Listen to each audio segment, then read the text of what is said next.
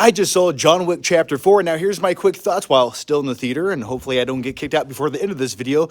But as far as this sequel goes, this installment, originally they wanted to do a John Wick Chapter 5, but they condensed all those good ideas and put them into this film, or at least that's how it feels, because halfway through this film, it feels like, okay, you could have ended it here, but you get a whole nother movie, and I'm not complaining. This is by far the biggest in scope, tone, and story of the John Wick franchise, and I will say probably my personal favorite. Don't get me wrong, I love the simplicity of the first film. A man seeking vengeance for his dog? Okay, I support that, absolutely. But beyond that, I feel like this film gives you the most bang for your buck, the most variety. It feels like one big action montage sequence after another. I will say I was actually surprised by the story of this because I wasn't a big fan of the previous two installments. John Wick 2 and 3, I sort of feel like they were slightly disposable. I wasn't really interested in the characters, and it felt like a majority of the action sequences got a little bit repetitive. But that word does not exist in John Wick Chapter 4 because every 7.5 seconds, you're getting another huge action sequence that feels completely different than the one that came before it. And I loved every single one of them. There's a really cool, awesome, and intense German techno nightclub scene, which I'm a sucker for scenes that take place in nightclubs where everyone's just dancing, listening to the music, and you got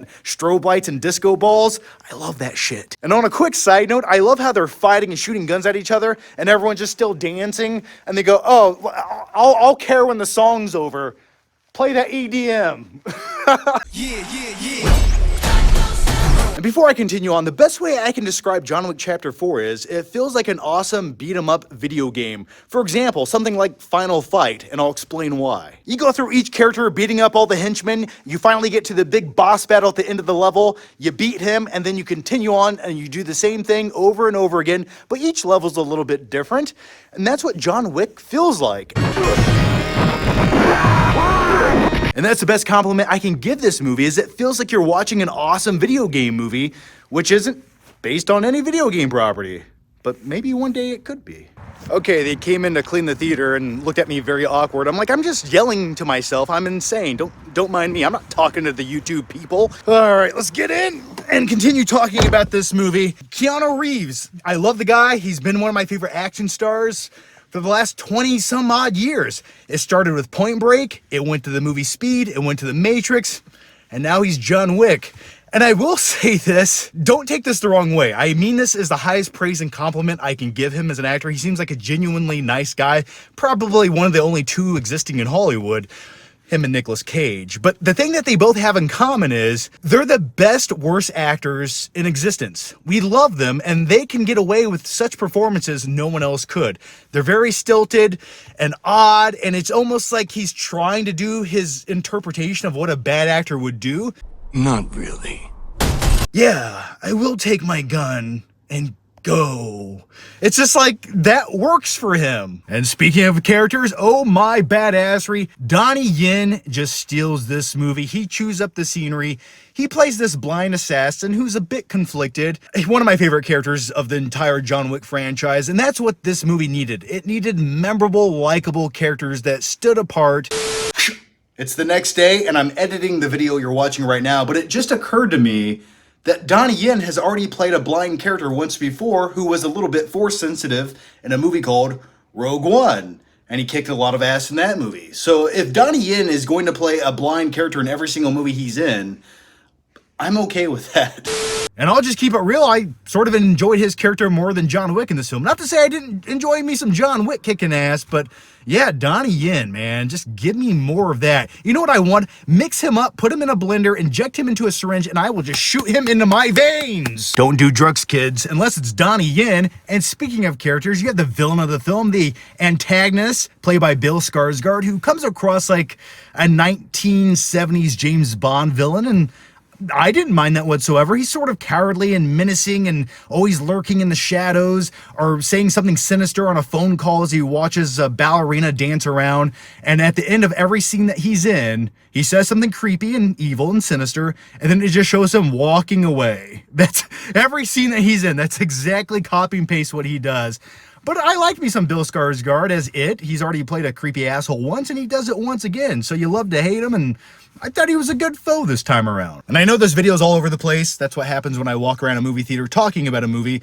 But as far as the plot goes, does it really matter if you need it? John Wick's just trying to make right what's wrong. That's it. And kicking ass along the way. I'm gonna take a drink of my water. But first, I want to talk about the violence and the mayhem in this film. Like I said, the action, in my opinion, is some of the best of the franchise. Some of these sequences, the way they played out, they didn't get repetitive. They felt fresh every single sequence.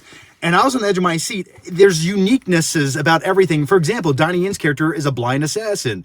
And the way he fights a group of henchmen in one scene is he puts these little sensor doorbells on the wall. So every time someone walks by, he hears it chime. And that's how he fights. It's just little unique things like that about each scene makes it stand apart. And I give this movie so much credit because it's almost like they took every complaint I had mentally with the previous few movies, about some of them feeling a little bit repetitive and some of the gunfights just going on like this for 12 minutes. But yeah, I have none of those complaints this time around. None. I'm actually shocked. This movie was honestly surprising to me. I needed this movie and I didn't know it. And another thing I have to give this movie credit for is this is a 3-hour-long John Wick movie. Who would have ever thought we would get such a thing? But we did. I needed it, I wanted it, and I feel like we all deserved it. This is by far and away the best John Wick sequel, and I would be hard-pressed not to say this might be my favorite of the franchise. I know the simplicity in the story and the motivation of the first movie was so unique and pure, but man, if I was gonna go watch an action movie on 4K on a rainy night eating some frozen pizza, I'd probably pop in John Wick 4 because every 7 seconds, you're getting what your eyeballs and your testosterone need. All right, let's turn these lights on. And one other thing I quickly want to cover before I give you my final flicking thoughts on John Wick Chapter 4 is, in these movies, people can get stabbed, they can get shot, and they can die from these wounds. But the one thing that will never inflict damage in the John Wick franchise is fall damage. Because you can get shot once or twice or maybe stabbed, but if you fall off a 900-foot building, well, you'll be okay. Just get back up. So I'm going to give John Wick Chapter 4, Judo Chop, this right here. And it's just nice to see a big action film that doesn't rely on heavy CG. Yes, there's lots of CG in this film, but they're not flying around up in space blowing things up. It's hand-to-hand combat and shootouts. And it's also nice to see another action film in existence that doesn't rely on pre-established comic book characters.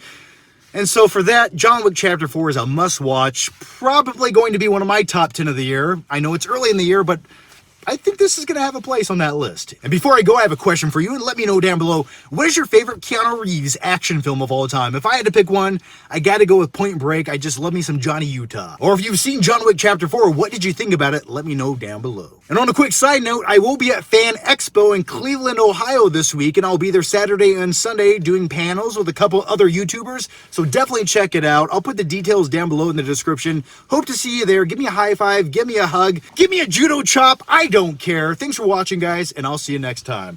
I was gonna get out of the car and leave, but I have to drive home.